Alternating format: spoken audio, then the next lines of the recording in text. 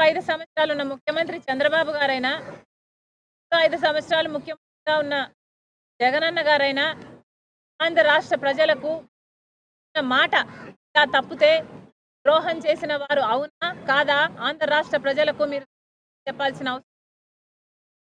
ఈరోజు BJP party Andhra రాష్ట్రాన్ని మరీ హీనంగా, కనీసం ఆంధ్ర రాష్ట్ర ప్రజలని మనిషిగా కాదు పురుగుగా చూస్తున్నా అందరూ అంటే మొత్తం అంతమంది ఎంపీలు అంటే 25 ఎంపీలు ఉన్నారు ఆంధ్ర రాష్ట్రానికి. మొత్తం 25 ఎంపీలు మొత్తం అందరూ గులాంగిరి చేస్తున్నారు, బీజేపీకే బానిసలయ్యారు. ఎందుకు అని అడుగుతున్నాం. పోనీ బీజేపీ పార్టీ మనకు ఏదైనా మేలు చేస్తుంటే బీజేపీ పార్టీకి గులాంగిరి చేసినా ఆంధ్ర రాష్ట్ర ప్రజలు ఏమీ అనుకునేవారు కాదు. కానీ మనకు పోలవరం అవసరం లేదా? మరి మనం పోలవరం ఇవ్వకపోయినా బానిసలుగా అయ్యారో మీరు ఆంధ్ర రాష్ట్ర ప్రజలకు సమాధానం చెప్పాలి. మనకు ఒక రాజధాని ఇవ్వకపోయినా మీరు ఎందుకు బీజేపీకి గులాంగిరి చేస్తున్నారో ఆంధ్ర రాష్ట్ర ప్రజలకు సమాధానం చెప్పాలి. ప్రత్యేక హోదా అన్నది మనకు లాంటిది అని ఈ నాయకులే చెప్పారు. ప్రత్యేక హోదా కోసం పెద్ద పెద్ద ఉద్యమాలు చేశారు, పెద్ద పెద్ద దీక్షలు చేశారు, పెద్ద పెద్ద మీటింగ్లు చెప్పారు, దంచి చెప్పారు ఒక్కొక్కరు. మరి ఇప్పుడు ఏమైంది అని అడుగుతున్నాం.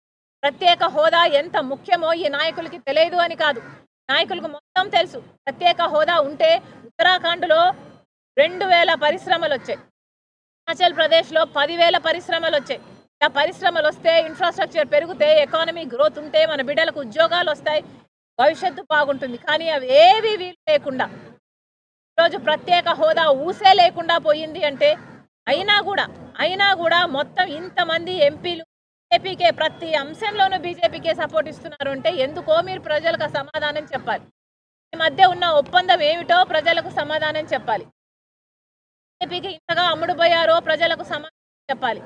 ఎందుకని ఇంతగా బానిసలుగా తయారయ్యారో ప్రజలకు సమాధానం చెప్పాలి.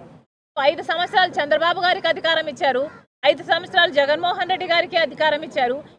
మీకు అధికారం ఉన్నప్పుడు కూడా మీరు నిలదీయకపోతే మన ప్రత్యేక హోదా, మన పోలవరం, మన రాజధాని, మన కడప స్టీల్ ఫ్యాక్టరీ అయినా, మనకు పోర్ట్ అయినా ఇవన్నీ తెచ్చుకోకపోతే ఇంకా ఎప్పుడు తెచ్చుకోగలమో అని అడుగుతున్నాం. ఇప్పటికీ కూడా 25 మంది ఎంపీలు ఉన్నారే. 10 సంవత్సరాలలో ఒక్కసారైనా మూకుమ్మడిగా మీరు రాజీనామాలు చేస్తుంటే మనకు ప్రత్యేక హోదా వచ్చేది కదా. ఏం చేశారు? అసలు ఒక్క నిజమైన ఉద్యమమైనా చేశారా? ఒక్కసారైనా మీరు ప్రజల కోసం కొట్లాడాలి అని ఎప్పుడైనా నిలదీశారా? కనీసం మోడీని ప్రశ్నించారా? ఆ దమ్ము కూడా మీకు లేకపోయింది. ఈరోజు ఆంధ్ర రాష్ట్రాన్ని మోడీ గారు అతి హీనంగా చూస్తున్నారు. 46 లక్షల కోట్ల బడ్జెట్ అయితే ఆంధ్ర రాష్ట్రానికి ఏం చేశారో మోడీ గారు ఈ జగన్మోహన్ రెడ్డి గారు, టీడీపీ చంద్రబాబు గారు సమాధానం చెప్పాలి. మరి మోడీ గారు మనకి ఏమి చెయ్యనప్పుడు ఎందుకు గులాంగిరి చేస్తున్నారో కూడా సమాధానం చెప్పాలి. అసలు 46 లక్షల కోట్ల బడ్జెట్ అయితే మన అమరావతి రెయిన్ జోన్ కంట ఎంత కేటాయించారో తెలుసా అండి? ఈరోజు పేపర్లో వచ్చింది, 1000 రూపాయలు ఇచ్చారట. 1000 రూపాయలు కేటాయించారంట. అంటే మనకు 25 ఉన్నారు, ఒక 6 మంది రాజ్యసభ ఎంపీలు ఉన్నారు, 31 మంది ఎంపీలు ఉంటే తలా 33 రూపాయలు తీసుకొచ్చారనమాట. ఇంతకంటే సిగ్గుమాలిన పని ఇంకేమైనా ఉందా? 33 ఎంపీలు జన్మ సార్థకమయ్యేది కదా మీరు ప్రత్యేక హోదా కోసం కొట్లాడుంటే.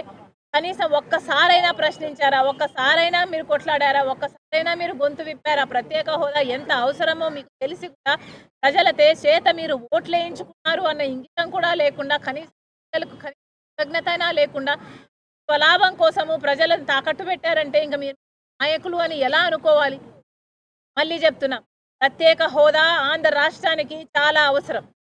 కాంగ్రెస్ పార్టీ ప్రత్యేక హోదా కోసం మొదటి నుంచి కొట్లాడుతూనే కోటి పథకాలు సమకూర్చి ప్రత్యేక హోదా కోసం కాంగ్రెస్ పార్టీ ప్రతి సంవత్సరం బీజేపీ పార్టీ ప్రధానమంత్రికైనా, అటు హోంమంత్రికైనా, అటు ఫైనాన్స్ మినిస్టర్కైనా లెటర్లు ఇస్తూనే ఉన్నారు. ఎక్కడ వీలైతే ఎక్కడ చేతనైతే అక్కడ సభలు పెడుతూనే ఉన్నారు, ప్రత్యేక హోదా కోసం కొట్లాడుతూనే ఉన్నారు. అని ఆంధ్ర రాష్ట్రంలో కాంగ్రెస్ పార్టీకి బలం లేకపోవడం వల్ల ఈరోజు కాంగ్రెస్ పార్టీ ఒక ధర్నా చేసి చెప్పాల్సి వస్తుంది తప్ప సభల్లో చెప్పే ధైర్యం, సభల్లో చెప్పే అధికారం మాకు లేకపోయింది. కానీ ఈ రోజుటి వరకు కూడా స్టేట్ అసెంబ్లీకి అయినా కూడా, ఇక్కడ సెంట్రల్లో లోక్సభ అయినా కూడా స్టేట్ రిప్రజెంటేటివ్స్ అయ్యుండి, ఎమ్మెల్యేలు అయ్యుండి, ఎంపీలు అయ్యుండి ఎందుకు గొంతు విప్పడందేలో ఆంధ్ర రాష్ట్ర ప్రజలకు సమాధానం చెప్పాలి. అంతేకాదు రాహుల్ గాంధీ గారు మరి ముఖ్యంగా చెప్పడం జరిగింది, ఆంధ్ర రాష్ట్రానికి న్యాయం జరగాల్సిన అవసరం ఉంది. రాహుల్ గాంధీ గారు ప్రధానమంత్రి అయిన వెంటనే మొట్టమొదటి సంతకం ఆంధ్ర రాష్ట్రానికి ప్రత్యేక హోదా మీద పెడతానని మాటిచ్చారు. ఈరోజు ప్రత్యేక హోదా పట్ల ఎవరికైనా చిత్తశుద్ధి ఉంది అంటే అది ఒక కాంగ్రెస్ పార్టీకి మాత్రమే ఉంది అన్నది నిజం. మేము ప్రత్యేక హోదా కోసం కొట్లాడుతూనే ఉంటాము. ఈ ధర్నాతో ఆగేది కాదు. ఇది ప్రత్యేక హోదాయే కాదు, యాక్టులో సంబంధించిన అన్ని అంశాలు, పోలవరం అయితేనేమి, కడప స్టీల్ ఫ్యాక్టరీ అయితేనేమి, పోర్ట్ అయితేనేమి, రాజధాని అయితేనేమి, ఇలాంటి ప్రతి ఒక్కటి మేము సాధించుకునే వరకు కాంగ్రెస్ పార్టీ విశ్రమించదు. మేము కొట్లాడుతూనే ఉంటాం, ఎంతవరకైనా వెళ్తాం. మళ్ళొక్కసారి ఇక్కడ నగరంలో కూర్చొని ధర్నా చేస్తున్నాం. ఈరోజు కాంగ్రెస్ పార్టీ నిన్న ప్రెసిడెంట్ చేస్తున్న అడ్రస్లో, పార్లమెంటరీ అడ్రస్లో ప్రత్యేక హోదా గురించి మాట్లాడండి అని అంటే కనీసం లెక్క కూడా పెట్టలేదు. అంటే ప్రెసిడెంట్ అడ్రస్లో ఆంధ్ర రాష్ట్రం గురించి అసలు లెక్కే పెట్టలేదు, అసలు చేయలేదు. అంటే మీకు ఎంత ప్రేమ ఉందో అర్థమవుతుంది ఆంధ్ర రాష్ట్ర ప్రజలంటే. బీజేపీకి కానీ, బీజేపీకి సపోర్ట్ చేస్తున్న వైసీపీ, తెలుగుదేశం పార్టీకి కానీ. ఈరోజు మళ్ళీ Congress party adjournment motion move చేస్తుంది. సోమవారం అది వస్తే బాగుంటుంది. దాంట్లో స్పెషల్ స్టేటస్ గురించి డిస్కషన్ కోసం అడ్జర్న్మెంట్ మూవ్ చేసింది ఈరోజు కాంగ్రెస్ పార్టీ. దానికి కూడా అన్ని పార్టీలు మద్దతు ఇవ్వాలి. వైసీపీ, తెలుగుదేశం పార్టీ అయితే మూకుమ్మడిగా రాజీనామాలు చేయండి. ఇంతమంది ఎంపీలు ఉన్నారు ఇక్కడ, అంతమంది ఎమ్మెల్యేల మీ బలం ఉంది అక్కడ.